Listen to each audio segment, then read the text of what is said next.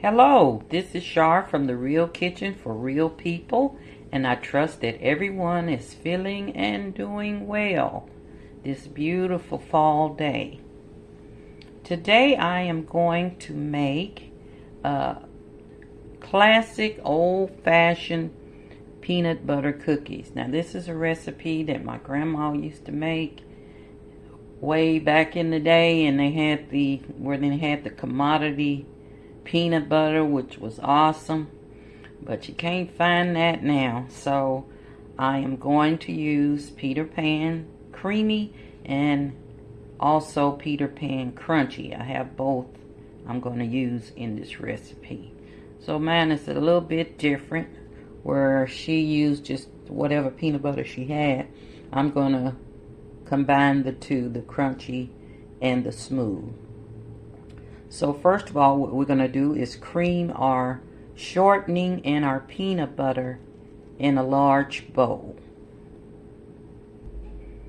And I'm going to put this in my bowl, my peanut butter, and then I will put in my shortening. And of course the recipe will be at the bottom in the description area.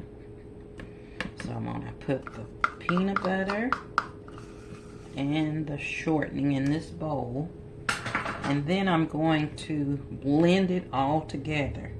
So since this blender is a loud blender, I'm going to blend it up and then come back to you to show you what the consistency will look like.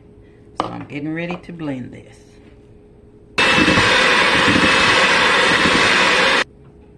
Okay, this is the consistency, and I'm going to scrape my sides, make sure I get all that peanut butter in, and then I'll blend it just a little bit more. And also turn your oven on preheat 375. So I'm going to blend this up a little bit more.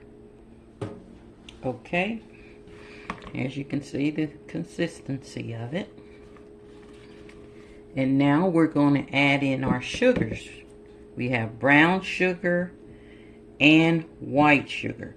And we're going to blend these into your peanut butter mixture. So add both brown and white sugar in here and blend.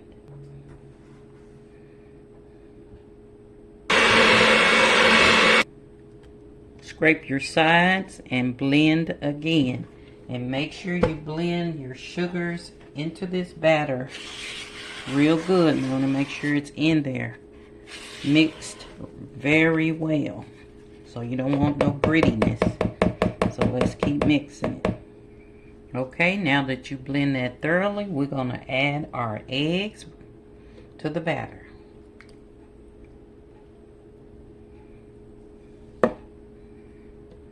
And continue beating until all that is mixed in thoroughly. Okay, let's scrape those sides.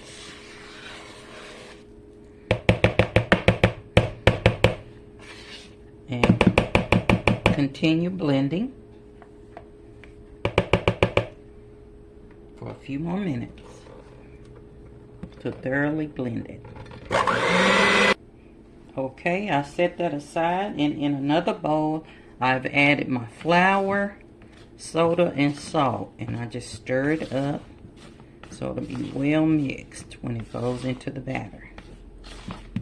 So just mix that all up, and then we're going to add the flour to the batter a little bit at a time. You don't have to pour it all in there at once, just a little bit at a time. So I'm going to add my flour to my batter.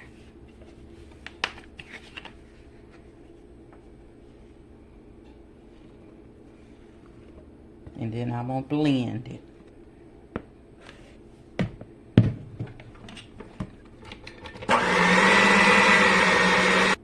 Okay, we're going to scrape the sides and get your batter off your blenders. Kind of push it down into your bowl. And then we're going to scrape the sides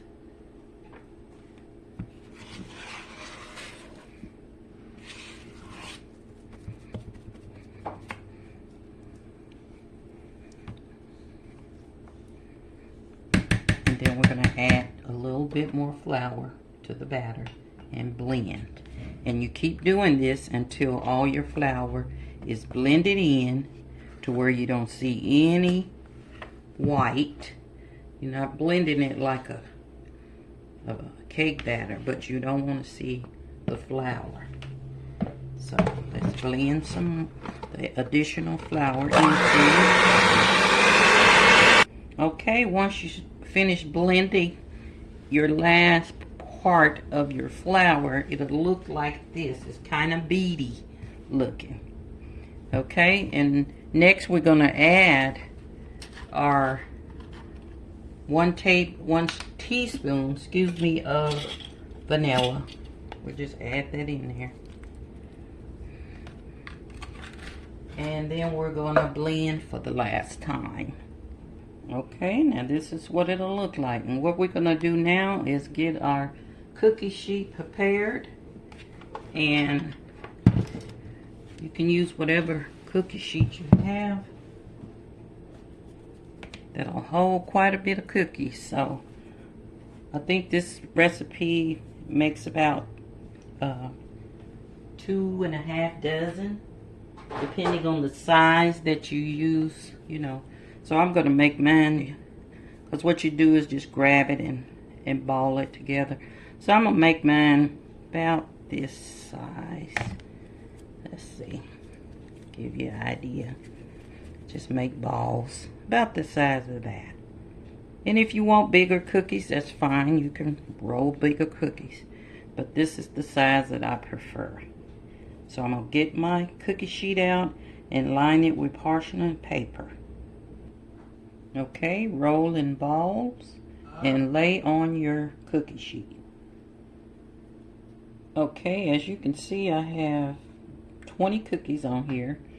And they're all lined it up. And it depends on how big you want your cookies, like I said, on how many you can get on a cookie sheet. So once those are on there and you got them all lined it up, all you need to do is get you a fork and mash the cookies. Just mash them like that. Some people mash them crisscross like this. Give it a different look. But I just mash them down with a fork. Like that. So do that until all of them are mashed. And then we're going to pop them in the oven. Okay, they're all mashed. And I'm placing them in the preheated 375 oven. And I will bake them for 10 to 12 minutes. And that depends on your oven.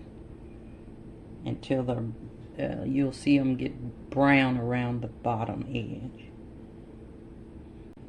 Okay, I got my cookies out of the oven after 12 minutes and they look scrumptious. So be sure to give me thumbs up and comment if you like this video. I am for sure you will like the cookies with a big glass of milk. So, if you haven't already, please support me by subscribing to this delicious channel and sharing it with your family and friends, because it's based on how many subscribers you get and how many comments you get. So it's so important that you let me know how I'm doing. If I can do something different, if you request something different, then feel free to comment me down below. And as I said earlier, the recipe for these delicious old school peanut butter cookies will be listed in the bottom. And you don't have to go to another site. It'll be all listed below for your convenience. And let me know what you think of this recipe. So without further ado, I also want to remind all my subscribers that I have a TikTok channel and an Instagram channel. I would like you to be a part of those platforms as well. So Now, and I'll have those linked below as well. So I'm getting ready to munch on these cookies, and I'll talk to you later. Love, love, and God bless you. To take advantage of the special price on the Real Kitchen for Real People Family Story Cookbook that is now available on Amazon. So be sure to go out and get that wonderful cookbook. It's a lot of short stories and memories of gatherings around our table, which is a lot of fun to read and enjoy the recipes and poems. So be sure to check out The Real Kitchen for Real People on Amazon to take advantage of this unique family story cookbook.